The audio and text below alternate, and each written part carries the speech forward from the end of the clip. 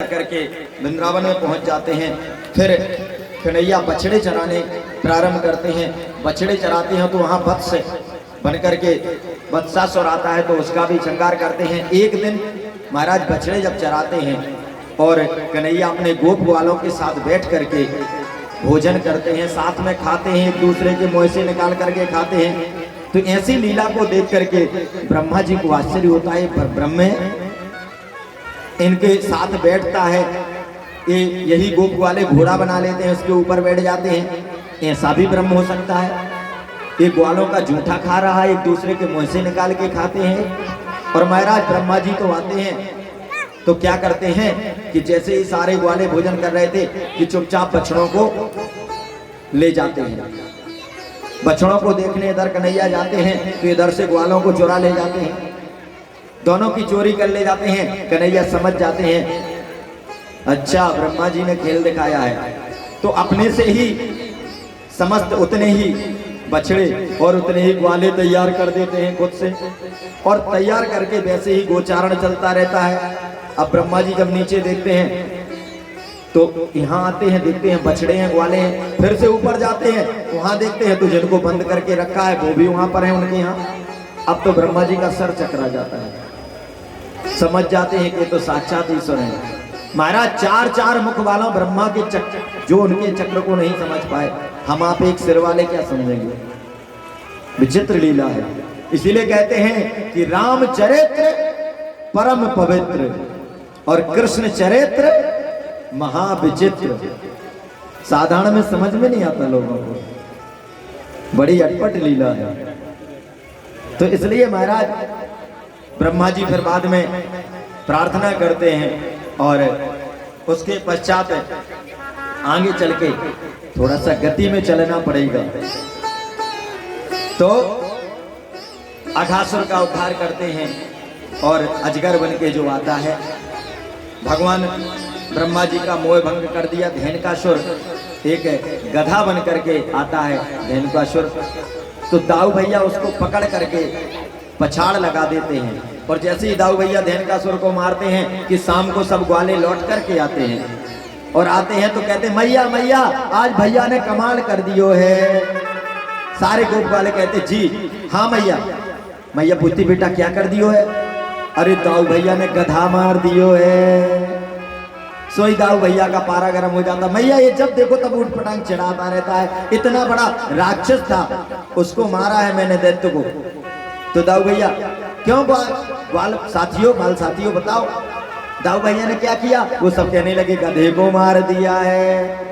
और दाऊ भैया गुस्सा हो जाते हैं, कहते भैया मैंने इतना बड़ा दैत्य मारा है, कहते गधा मार दिया है। और दाऊ भैया को रुष्ट कर देते हैं। कन्हैया स्वयं नहीं चाहते हैं कि कल हमारे साथ, दाऊ भैया कहते हैं मैं कल नहीं जाऊंगा मैया इसके साथ, कल ही नहीं जाऊंगा मैं गैया चराने।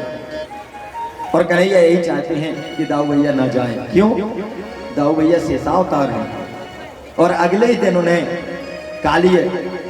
जो कालिया नाग है उसका मान मर्दन करना है। और ये शेषा अवतार हैं, दोनों एक ही जाति के हैं, और इनका है तो कहीं ना कहीं पक्ष न लेने लगे, इसलिए उनको लेके नहीं जाते हैं। और जाते हैं गेंद लीला करते हैं महाराज, और काली मर्दन का फिर मान मर्दन करते हैं। वहाँ जो नाग पत्नियां हैं वो कन्हैया से कहते हैं आप भाग जाओ। कन्हैया कहते क्यों?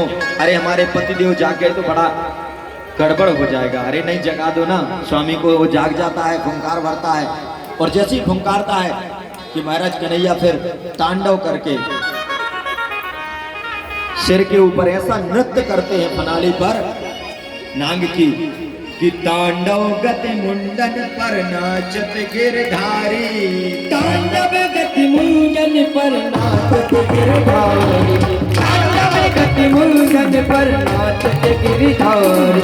नाचत गिरधारी नाचत बनवारी। नाचत गिरधारी नाचत बनवारी। तांडव गति मुंडन पर नाचत गिरधारी। तांडव गति मुंडन पर नाचत गिरधारी। पम पम पम पग भज गज फम फम फम फनन बट। पम पम पम पग भज गज फम फम फम फनन बट। पिम पिम पिम गिन गिगर पिम पिम पिम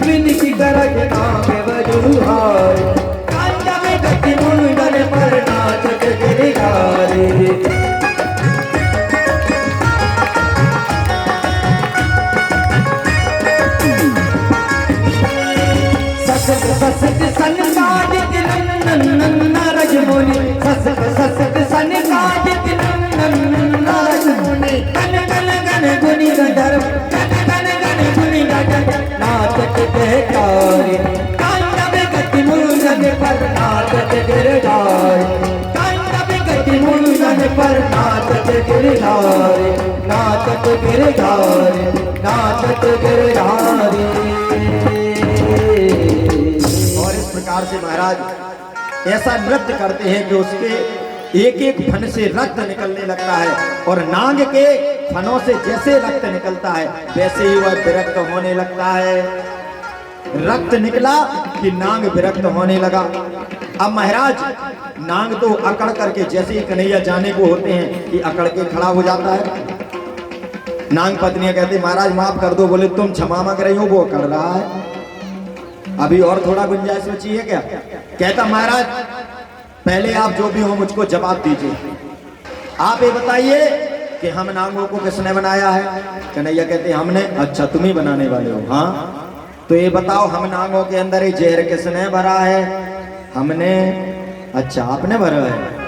हम नागों का तामसी स्वभाव किसने बनाया है? कन्हैया कहते हमने। तो महाराज मेरा दोष क्या है? क्यों? तेरा तुझको अर्पण क्या लागे मेरा स्वामी, क्या लागे मेरा। कहते लोग तो यही कहते ना तेरा तुझको अर्पण क्या लागे मेरा। अरे जब तुमने सब कुछ दिया मुझको तो मैं तुम्हारा ही तो तुमको अर्पण कर रहा हूँ। यदि मैं जहर बमन कर रहा हूँ, गुस्सा दिखा रहा हूँ तो तुम्ही ने तो दिया है सब कुछ, मेरा दोस्त थोड़ी है। तब कन्हैया मुस्कुराते हुए कहते हैं कि अरे दुष्ट सुन, ये हमने दिया लेकिन आपको दिया है उसके साथ कुछ नियम है। हमने आपको सर्प बनाया, आपके अंदर तामसी स्वभाव दिया, विष दिया, तो तुम्हारे लिए रमणद्वीप नाम का एक द्वीप बना दिया है अलग से, जहां आप सभी सांप रहो और वहां विश्वमन करो। अरे महाराज एक तरफ तो तुमने हमारे इस भारत देश का हिस्सा काट के ले लिया, बांग्लादेश कट गया, पाकिस्तान कट गया, बर्मा कट गया, काट के लेते जा रहे हो और आकर के फिर भी यहां आतंक मचाते हो। अरे तो नाग कहने लगा कि महाराज हमारा स्वभाव ही ऐसा है। कैसा स्वभाव है? जब तक हम अल्पसंख्यक रहते हैं, हम थोड़ी संख्या में रहेंगे, हम बिल में दब करके रहते हैं, छुपे रहते हैं, और जैसे ही हमारी संख्या बढ़ी कि महाराज हम सबको डसना शुरू कर देते हैं, अपने आस पड़ोस वालों को भी नहीं बख्शते हैं। ये हमारा स्वभाव है। थोड़े हैं तो शांत हैं और ज्यादा हो गए तो फिर किसी को नहीं छोड़ते हैं, सबको डसते हैं। कन्हैया ने कहा सुन लो तुम्हारा देश अलग से मिल चुका है, इसलिए रमणद्वीप में जाओ और वहीं वास करो, नहीं तो यहां पर तुम्हें वही दंड दिया जाएगा। और इस प्रकार से महाराज दुष्ट नाग को समझाते हैं और कहते रमणद्वीप में जाओ, प्रस्थान करो, यदि अलग देश लिया है तो वहीं जाकर के रहो और वहीं अपनी बिरादरी के साथ बैठ करके जितना विष वमन करना हो उतना विष उगलते रहो, हमारे बीच में नहीं रहना। तो इस प्रकार महाराज नाग का उद्धार करते हैं और उसके बाद